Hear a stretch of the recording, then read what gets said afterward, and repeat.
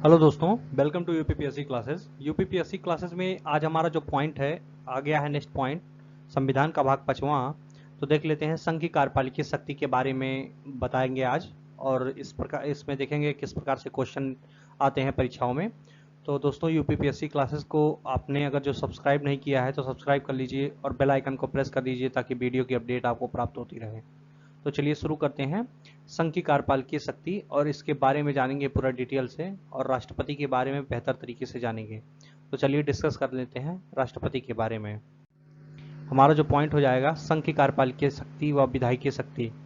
चलिए डिस्कस कर लेते हैं। आप राष्ट्रपति के बारे में जानते ही होंगे। भारतीय संविधान में यह उल्लिखित है कि समस्त कार्यपालिकीय शक्ति राष्ट्रपति में निहित होती है। तो यह राष्ट्रपति के बारे में कहा गया है कि भारत की जो समस्त कार्यपालिकीय शक्ति होती है वो राष्ट्रपति में ही निहित होती है। कि भारतीय संविधान में किसी भी अनुच्छेद में या कहीं नहीं लिखा गया है कि समस्त विधायी शक्तियां संसद में निहित होगी अथवा समस्त न्यायिक शक्तियां उच्चतम न्यायालय में निहित होगी, या कहीं नहीं लिखा गया है। लेकिन सिर्फ कार्यपालिकीय शक्ति के बारे में लिखा गया है, जो समस्त कार्यपालिकीय शक्ति होगी राष्ट्रपति में निहित होगी। तो यह मोस्ट इंपॉर्टेंट है। चलिए डिस्कस कर लेते हैं, एक एक अनुच्छेदों के बारे में जानेंगे जो हमारा आज लॉन्ग टॉपिक रहने वाला है। तो आइए चलिए डिस्कस करते हैं आर्टिकल 52 के बारे में। भारत का राष्ट्रपति, यानी आर्टिकल 52 में कहा गया कि भारत का एक राष्ट्रपति होगा, जो सिंपल सा है। इसको आप देख सकते हैं। आर्टिकल 53 में संघ की कार्यपालिकीय शक्ति के बारे में चर्चा किया गया है कि संघ की कार्यपालिकीय शक्ति राष्ट्रपति में निहित होगी। इसका यह प्रयोग अपने जो अधीनस्थ अधिकारी होंगे उसी के माध्यम से राष्ट्रपति करेगा। फिर सेकेंड पॉइंट क्या है, पूर्वगामी उपबंध की व्यापकता पर प्रतिकूल प्रभाव डाले बिना संघ की रक्षा बलों का सर्वोच्च समादेश राष्ट्रपति में निहित होगा तथा उसका प्रयोग विधि द्वारा नियमित द्वारा किया जाएगा। तो इसमें क्या संपूर्ण प्रतिभा इसमें यही दी गई है कि राष्ट्रपति के अंदर ही तीनों सेनाओं का जो समुच्चय होगा वो राष्ट्रपति के द्वारा इन्हीं के अंदर शक्तियां निहित होंगी। इस अनुच्छेद में और कई प्रावधान जोड़े गए हैं, जैसे किसी विद्यमान विधि द्वारा किसी राज्य की सरकार या अन्य प्राधिकारी को प्रदान की गई कृत्य राष्ट्रपति के आंतरिक करने वाली नहीं समझी जाएंगी, या राष्ट्रपति के विभिन्न अन्य अधिकारियों द्वारा विधि द्वारा कृत्य प्रदान करने के लिए सांसद को निवारित नहीं किया जाएगा। तो यह कुछ इंपॉर्टेंट पॉइंट जोड़े गए हैं जो पीसीएस वगैरह के लिए इंपॉर्टेंट दृष्टि से है। ये एक बार आईएएस में भी पूछा जा चुका है। इसके बाद हमारा जो पॉइंट आ जाएगा आर्टिकल 54। इसमें देखेंगे राष्ट्रपति के निर्वाचन से संबंधित कुछ प्रावधान दिए गए हैं। राष्ट्रपति का निर्वाचन ऐसे निर्वाचन के माध्यम से किया जाएगा। राष्ट्रपति का निर्वाचन आप लोग जानते होंगे कि अनुपातिक प्रतिनिधित्व प्रणाली के अनुसार होता है, जो एकल संक्रमणीय मतदान पद्धति के द्वारा किया जाता है। तो इसमें क्या इंपॉर्टेंट है, संसद के दोनों सदन तथा निर्वाचित सदस्य भी शामिल होंगे तथा राज्य की विधानसभाओं में निर्वाचित सदस्य जो होंगे, इस अनुच्छेद में आर्टिकल 55 में राज्य के अंतर्गत दिल्ली राष्ट्रीय राजधानी क्षेत्र और पांडुचेरी संघ को राज्य क्षेत्र का दर्जा दिया गया है। क्षेत्र भी शामिल है इसमें। तो आर्टिकल 54 के तहत कहा गया है। इसको आप देख सकते हैं। ये जो चीजें हैं इसको मैंने स्पष्टीकरण करके लिख दिया है। इस अनुच्छेद में आर्टिकल मतलब 50 के तहत राज्य के अंतर्गत दिल्ली राष्ट्रीय राजधानी क्षेत्र और पांडुचेरी संघ को शामिल किया गया है, मतलब राज्य क्षेत्र हैं, इसमें भी शामिल है। तो यह आप जानते रहिए, पीसीएस में पूछा गया है। इसके बाद में आर्टिकल 55 आ जाता है। चलिए डिस्कस कर लेते हैं। राष्ट्रपति के निर्वाचन की रीति की जान लेते हैं, किस प्रकार से राष्ट्रपति का निर्वाचन होता है। जहां तक एक साध्य हो, राष्ट्रपति के निर्वाचन में विभिन्न राज्यों के प्रतिनिधियों को मापन की एकरूपता होती है। जैसा कि मैंने पहले ही बता दिया है कि राष्ट्रपति का निर्वाचन जो होता है अप्रत्यक्ष रूप से होता है, अनुपातिक प्रतिनिधित्व प्रणाली के अनुसार जो किया जाता है, एकल संक्रमणीय मतदान पद्धति द्वारा। तो यह मोस्ट इंपॉर्टेंट हो जाएगा। चलिए डिस्कस कर लेते हैं। राज्यों में आपस में एक ऐसी एकरूपता तथा समस्त राज्यों के संघ में समतुल्यता प्राप्त करने के लिए सांसद और प्रत्येक राज्य की सभा का प्रत्येक निर्वाचित सदस्य ऐसे निर्वाचन में जितने मत देने का हकदार है उसकी संख्या निम्नलिखित रीति से आधारित की जाएगी। अर्थात यानी जो दिया गया है, किसी राज्य की विधानसभा के प्रत्येक निर्वाचित सदस्य को उतने मत होंगे जितने वह 1000 के गुणित उस भागफल में हो जो राज्य की जनसंख्या को उस विधानसभा के निर्वाचित सदस्यों को कुल संख्या से भाग देने पर आए। तो यह इंपॉर्टेंट पॉइंट है। मैंने इसको डिस्क्राइब करके एक फार्मूले के द्वारा ये आपने टेलीग्राम ग्रुप में वहाँ पे दे दिया है। अगर जो आपने ज्वाइन नहीं किया है तो जाके टेलीग्राम पे सर्च करेंगे लकी त्रिपाठी, तुरंत यूपीएससी क्लासेस आ जाएगा, वहाँ पे आप ज्वाइन कर सकते हैं। भारत में 1000 से उक्त गुणित को लेने के बाद शेष 500 से कम नहीं है तो उपखंड का में निर्देशित किए गए सदस्यों को मतों की संख्या का एक और जोड़ दिया जाएगा। मतलब इसी के बारे में दिया गया है। इसका फार्मूला आप जान सकते हैं। मैं इसको एक तरीके से बता सकता हूँ कि राज्य की जो कुल जनसंख्या होती है अपान करके राज्य विधानसभाओं के कुल सदस्य होते हैं इंटू 1000 कर दिया जाता है। इस प्रकार से इसका निकाला जा सकता है। उसके बाद में आ जाते हैं, हमने कुछ पॉइंट और भी नोट कर रखे हैं जो इंपॉर्टेंट हो जाएगा परीक्षा की दृष्टि से। चलिए डिस्कस कर लेते हैं।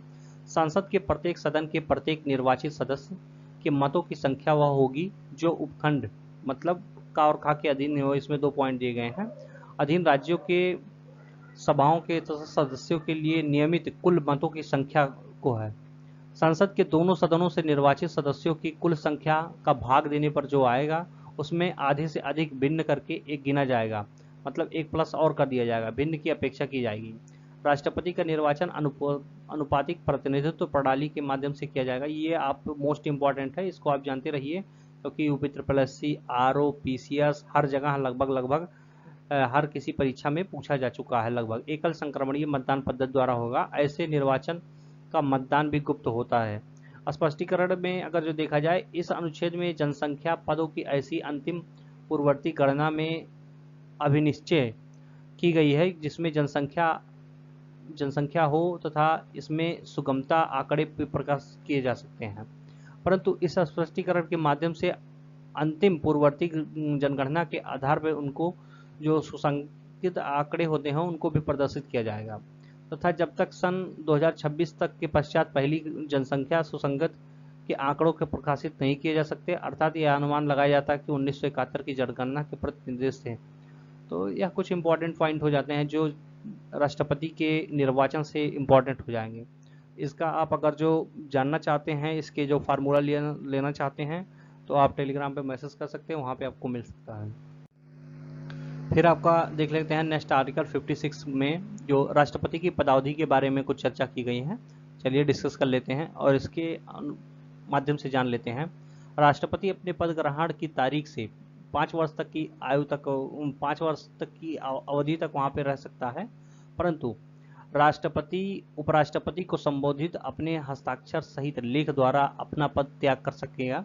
मतलब राष्ट्रपति अगर जो रिजाइन देता है तो उसमें उपराष्ट्रपति को संबोधित करके मतलब हस्ताक्षर करके लिख कर दे सकता है। फिर नेक्स्ट पॉइंट है संविधान के अतिक्रमण यानी महाभियोग कर देने से। आर्टिकल 61 के तहत आता है महाभियोग करने पर राष्ट्रपति अनुच्छेद 61 को उपबंधित करके रीति चला सकता है महाभियोग की प्रक्रिया। जब भी ये महाभियोग पर प्रक्रिया राष्ट्रपति पर चलाई जा सकती है तो 14 दिन पहले राष्ट्रपति को सूचित कर दिया जाता है। मोस्ट इंपॉर्टेंट है, आप ये जानते रहिए क्योंकि पीसीएस में पूछ लिया गया है कितने दिन पहले, तो ये आप जानते रहिए। राष्ट्रपति अपने पद की अवधि समाप्त हो जाने पर भी अपने पद पर धारण करता रहेगा जब तक उसके उत्तराधिकारी अपना पद ग्रहण नहीं कर लेते हैं। तो यह इंपॉर्टेंट हो जाएगा। जब तक कोई अधिकारी उत्तराधिकारी यहाँ पे पद को धारण नहीं कर लेगा तब तक वो पद नहीं छोड़ सकता है। इसके अधीन उपराष्ट्रपति को संबोधित किया जाएगा। त्यागपत्र की सूचना द्वारा लोकसभा अध्यक्ष को तुरंत दी जाएगी। मोस्ट इंपॉर्टेंट है, इसको मोस्ट इंपॉर्टेंट है, आप इसको जानते रहिए, आईएएस में भी पूछा गया है। चलिए देखते हैं आर्टिकल 57 के बारे में। तो इसमें कहा गया है पुनर्निर्वाचन के लिए जो कुछ पात्रताएं दी गई हैं आर्टिकल 57 में दी गई हैं। तो चलिए डिस्कस कर लेते हैं।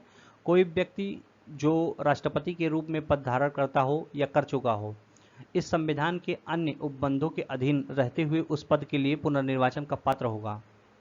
तो ये आप जानते हैं, मोस्ट इंपॉर्टेंट है, 57 के जान लीजिए।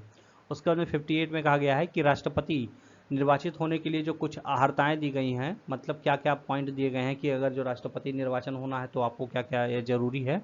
तो क्वालिफिकेशन के बारे में चलिए डिस्कस कर लेते हैं। कोई व्यक्ति राष्ट्रपति के निर्वाचन होने से पहले तभी पात्र होगा जब वह भारत का नागरिक हो और 35 वर्ष की आयु पूरा कर चुका हो, या लोकसभा सदस्य निर्वाचित होने के लिए अर्हता रखता हो, या पहले से निर्वाचन हो, या इसी प्रकार से ऐसे देखा जा सकता है कि लोकसभा निर्वाचन के लिए अर्हता रखता हो। तो चलिए डिस्कस कर लेते हैं नेक्स्ट पॉइंट।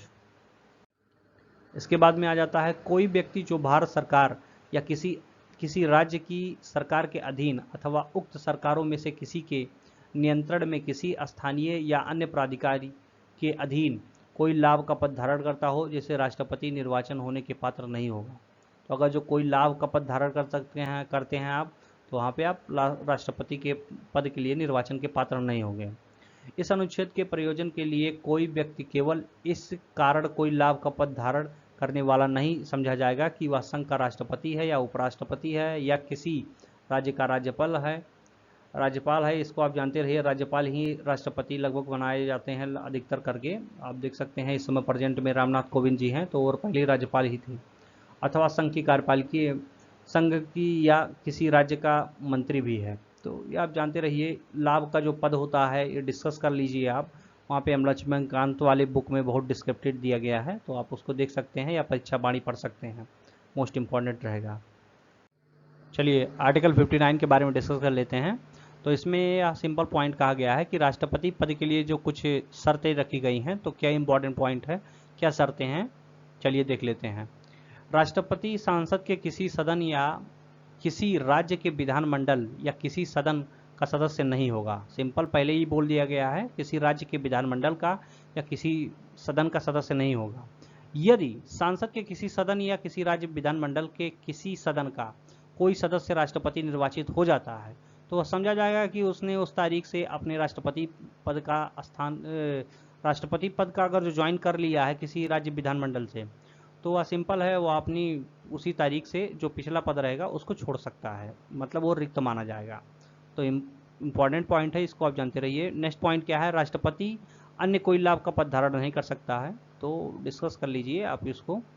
और उसके बाद में राष्ट्रपति बिना किराया दिए अपने शासकीय निवास के उपयोग का हकदार रहेगा, तथा ऐसी उपलब्धियां, वेतन, भत्ते, विशेषाधिकार जो सांसद विधि द्वारा आधारित करें, तथा इस नियम के द्वारा इस प्रकार से उपबंध नहीं किया जाएगा कि ऐसी उपलब्धियां, भत्ते और विशेषाधिकार को जो दूसरी अनुसूची में निर्दिष्ट हैं उसका हकदार होगा।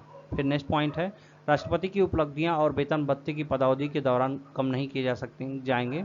तो यह इंपॉर्टेंट पॉइंट है, किस प्रकार से इनके वेतन दिए जा सकते हैं, क्या वेतन भत्ता हैं, और उसके बाद में क्या क्या उपलब्धियां दी जाएगी, वो राष्ट्रपति के बारे में सारी मेंशन की गई हैं।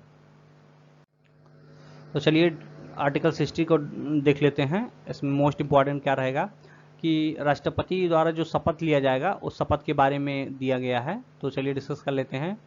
प्रत्येक राष्ट्रपति और उसके प्रत्येक व्यक्ति जो राष्ट्रपति के रूप में कार्य कर रहे हैं तथा उसके कृत्यों को निर्वहन कर रहे हैं, अपना पद ग्रहण करने से पहले भारत के मुख्य न्यायमूर्ति यानी न्यायाधीश के सामने उपस्थित होकर उच्चतम, या फिर अगर जो अनुपस्थित है मुख्य न्यायाधीश, तो यहाँ पे उच्चतम न्यायालय के मुख्य न्यायाधीश या ज्येष्ठ न्यायाधीश जो हैं उनके सामने उपस्थित होकर शपथ लेंगे, और शपथ लेने के बाद ही हस्ताक्षर करेंगे और अपना कार्य स्टार्ट करेंगे। तो यहाँ पे शपथ का प्रावधान दिया गया है, तो ये मोस्ट इम्पॉर्टेंट है। पहले कई बार 2014 PCS में कई बार पूछा गया है कि जो शपथ लेते हैं उसमें मुख्य न्यायाधीश रहते हैं या फिर सर्वोच्च न्यायालय के मुख्य न्यायाधीश, तो यह डिस्कस कर सकते हैं आप, मोस्ट इम्पॉर्टेंट हो जाएगा। ये दोनों पॉइंट आप जानते रहिए, परीक्षा में भी आया है और आप इसको आगे भी टिक कर सकते हैं। इसके बाद में आ जाता है आर्टिकल 61, जो हम देखेंगे राष्ट्रपति पर महाभियोग की शक्तियां हैं। तो चलिए डिस्कस कर लेंगे महाभियोग की शक्ति के बारे में।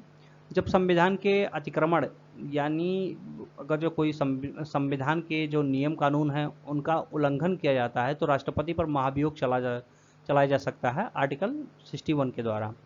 तब संसद का कोई सदन इस पे आरोप लगाया जाएगा, मतलब कोई भी सदन में अगर जो आरोप लगता है तो वहाँ पे आ सकती है। ऐसा कोई आरोप तब तक नहीं लगाएगा जब तक कि ऐसा आरोप लगाने की प्रस्तावना यानी किसी ऐसे संकल्प या अंतर्विष्ट नहीं है जो कम से कम 14 दिन के अंदर लिखित सूचना दिए जाने के पश्चात ही प्रस्तावित किया जाएगा।